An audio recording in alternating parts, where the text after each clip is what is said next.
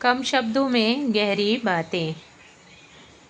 Number 1, आजकल ज़माना ऐसा हो गया है कि हम किसी को जितना ज़्यादा इज्जत और प्यार देते हैं, अहमियत देते हैं, वह हमें उतना ही बेवकूफ़ समझने लगता है।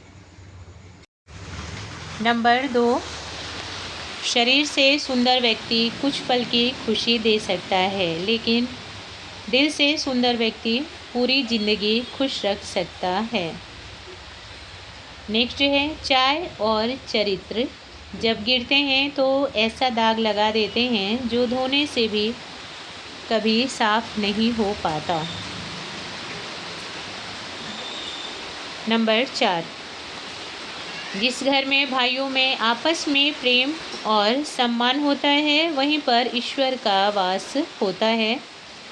इतिहास साक्षात प्रमाण है कि प्रेम बांटा गया तो रामायण लिखी गई और संपत्ति बांटने की बात हुई तो महाभारत हो गया। नंबर 5, किसी के घर जाओ तो अपनी आँखों पर और दिल पर इतना काबू रखो कि केवल उस व्यक्ति की खूबियाँ दिखें, कमियाँ नहीं। नंबर 6, उपवास रखने का मतलब केवल अन्न छोड़ना नहीं, बल्कि अपने अंदर से उन बुराइयों को निकालना भी बहुत ज़रूरी है जिसकी वजह से आप और आपके अपने परेशान रहते हो। सही मायने में उपवास का अच्छा फल तभी मिलता है।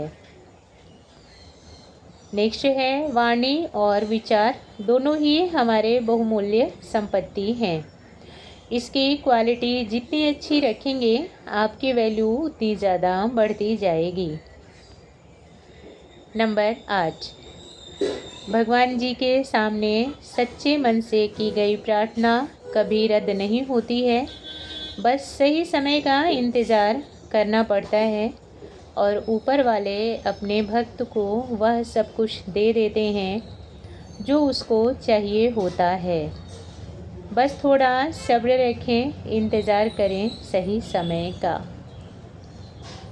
नंबर 9, अगर आपके पीठ पीछे आपकी बात चलती हो तो लोगों की बातें सुनकर परेशान ना हो। आप बस अपने काम में व्यस्त और लक्ष्य की तरफ बढ़ते रहें, क्योंकि बात उन्हीं की होती है जिनमें कोई बात होती है। नंबर 10, कोई दिन अच्छा है तो कोई दिन बुरा। अगर एक दिन हमें खुशियाँ देता है तो बुरा दिन अनुभव ही देता है। बस हम अपने अच्छे दिनों में जो नहीं सीख पाते, वह एक बुरा दिन सिखा जाता है। नंबर 11, समय के साथ अपने अंदर बदलाव लाना भी ज़रूरी होता है, वरना समय आगे निकल जाएगा, आप बहुत पीछे छूट जाएंगे। समय के साथ चलने वाला व्यक्ति ही सफल माना जाता है। नंबर 12, कोई बात परेशान कर रही है और गुस्सा आ रहा है तो किसी और पर क्रोध करने के बदले थोड़ा रो लेना ही बेहतर होता है, क्योंकि क्रोध करने से हम दूसरों को तकलीफ़ देते हैं, लेकिन रो लेने पर हमारा मन हल्का हो जाता है और हम अंदर से शांति महसूस करते हैं।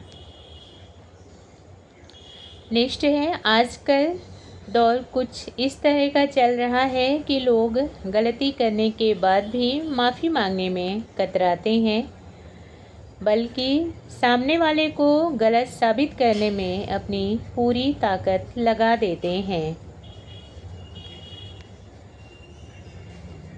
नंबर 14, माता पिता से विनम्र निवेदन है कि अपने बच्चों के लिए ज़्यादा धन दौलत इकट्ठा करने पर कम ध्यान दें, बल्कि बच्चों को संस्कारी बनाएं, क्योंकि विरासत में दिया हुआ धन दौलत तभी स्थिर रहेगा जब आपके बच्चे संस्कारी रहेंगे, वरना एक झटके में ही सब कुछ ख़त्म होने में समय नहीं लगता।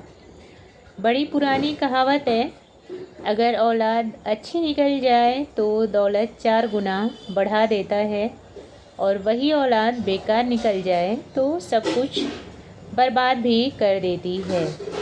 इसलिए अपने बच्चों को बुद्धिमान और संस्कारी बनाएं। नंबर 15, पुण्य का अर्थ एक ऐसी कमाई होती है जिससे कोई आपसे छीन नहीं सकता। आपकी यह कमाई बेशक सबको नहीं दिखाई देगी, लेकिन समय समय पर आपको हर परेशानी से बाहर निकालती रहती है और किसी को भी पता नहीं चलता आप कैसे उभरे। नंबर 16, एक समझदार व्यक्ति अपने दिमाग को चलाता है, लेकिन एक नासमझ व्यक्ति केवल अपनी जुबान को चलाता है। दिमाग चलाने पर सभी काम बनते हैं और जुबान चलाने पर बने हुए काम भी बिगड़ जाते हैं। नंबर 17, श्री कृष्ण कहते हैं, अगर शांति की इच्छा रखते हो तो सबसे पहले अपनी इच्छा को कम करो। ज़रूरत से ज़्यादा इच्छाएं हमारे दुख का कारण बनती हैं। नंबर 18, एक पिता की जेब बेशक खाली हो, लेकिन उनका दिल पूरी दुनिया में सबसे बड़ा होता है। नंबर 19, अपने माँ की सादगी और पिता के कपड़ों पर कभी भी शर्मिंदा मत होना, क्योंकि इसकी वजह कहीं ना कहीं औलाद ही होती है। नंबर 20, पहले के ज़माने में लोग पड़ोसियों को भी अपना भाई समझते थे। आजकल के ज़माने में अपने भाई ही पड़ोसी बन बैठे हैं। कड़वा है लेकिन यही सच है। नंबर 21, एक रोटी की कीमत उस व्यक्ति से पूछना जो सुबह भोजन करते समय यह सोचता है कि आज कितनी ज़्यादा से ज़्यादा मेहनत कर लूँ ताकि रात के भोजन का इंतज़ाम हो सके और मेरे परिवार भरपेट भोजन खाकर चैन की नींद सो सके। नंबर 22, दिखावे की दुनिया से दूर रहना। हमेशा सुखी रहोगे, क्योंकि फ़ोटो खिंचवाते समय तो वह व्यक्ति भी मुस्कुरा देता है जिसका दिल और मन दुख से भरा हो। ऐसा ज़रूरी नहीं कि महलों में रहने वाले ही खुश रहते हैं। कई बार तो खिलखिलाती हुई हंसी झोपड़ी से भी सुनने को मिल जाती है। नंबर 23, कभी कभी समय निकालकर अपनी बहनों के घर ज़रूर जाया करें, क्योंकि शादी के बाद बहनों का अपने मायके से हमेशा यही उम्मीद रहता है कि कोई तो ज़रूर आएगा हमारा हाल चाल लेने। बहनें किसी सामान की भूखी नहीं होती हैं, वह केवल अपने मायके से उनको प्रेम चाहिए होता है। आज की वीडियो में इतना ही। आशा करती हूँ आप सबको मेरी वीडियो पसंद आई होगी। अगर वीडियो अच्छी लगती है तो लाइक और शेयर करें और मेरे चैनल को सब्सक्राइब अवश्य करें। राधे राधे, जय श्री कृष्णा।